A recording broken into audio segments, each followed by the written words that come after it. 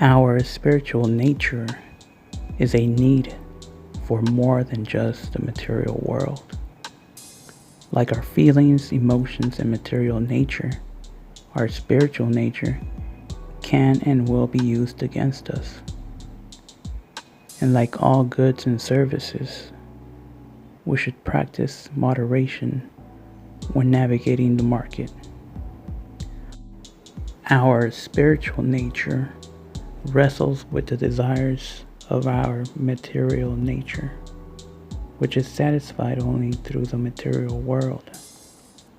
It takes a conscious effort to change our subconscious programming so we can satisfy our spiritual nature.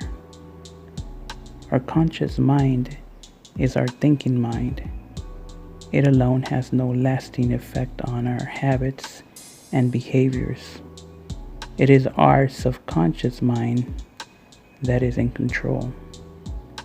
To change our habits and behaviors or create new ones demands repetition until they stick to our subconscious mind. The way demands new habits and behaviors that satisfy our spiritual nature. Our subconscious mind is full of irrational propaganda. It's implanted, often indirectly, through imagery followed by some catchy slogan. Sometimes it's part of a larger unified system, such as the public education system. I remember being told by well-intended teachers that if I went to college, I would live a happier, more productive life. But happiness comes from within and is reflected outward. And productivity, healthy productivity, comes from the need to create something of value for the world. What does college or attending a university have to do with happiness and productivity? That advice is rooted in a system that wants to take ownership of your gifts, talent, and aptitudes. This is irrational propaganda used in childhood indoctrination in schools all over America. However, if you understand the workings of this system, you can exploit it. That's a discussion for another day. Noam Chomsky on education. The whole educational and professional training system is a very elaborate filter which just weeds out people who are too independent and who think for themselves and who don't know how to be submissive, and so on, because they're dysfunctional to the institutions.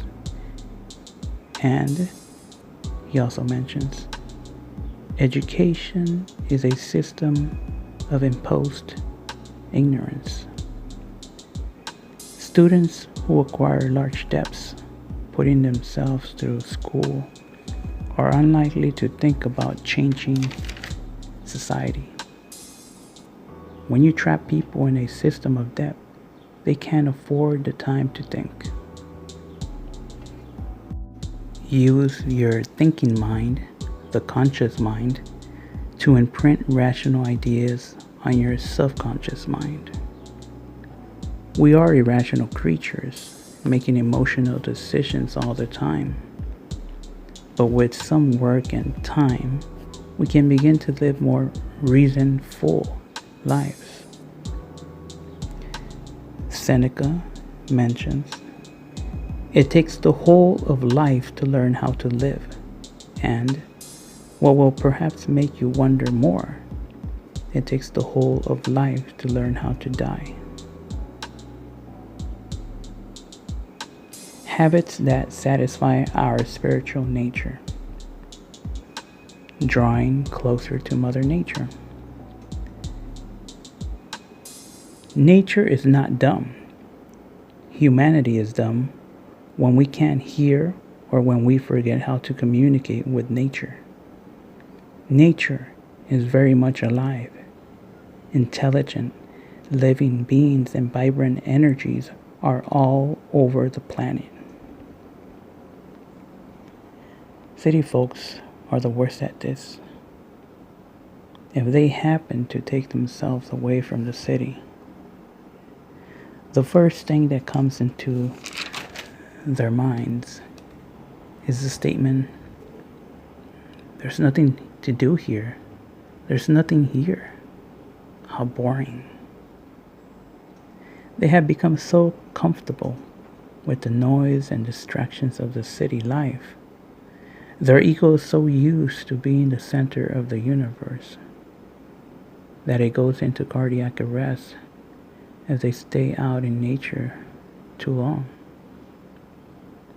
Of course, there are those city folks that realize the healthy power of Mother Nature, but are too busy with careers or too overwhelmed by demands of the things they owned, or rather the things that own them, and so they can't fully recognize or reconnect with Mother Nature.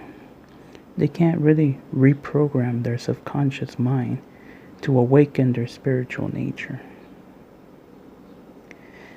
But it all begins with intent. Our intent at change.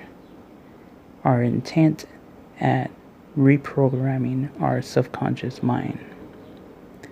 Reprogramming our subconscious mind is like being reborn in the spirit.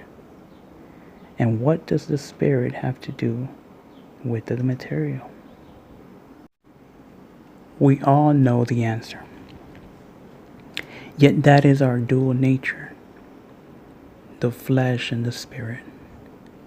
They both are part of us. The way draws you apart from the material, because the material is an illusion. And when it disappears, all that remains is the spirit. Thank you for watching.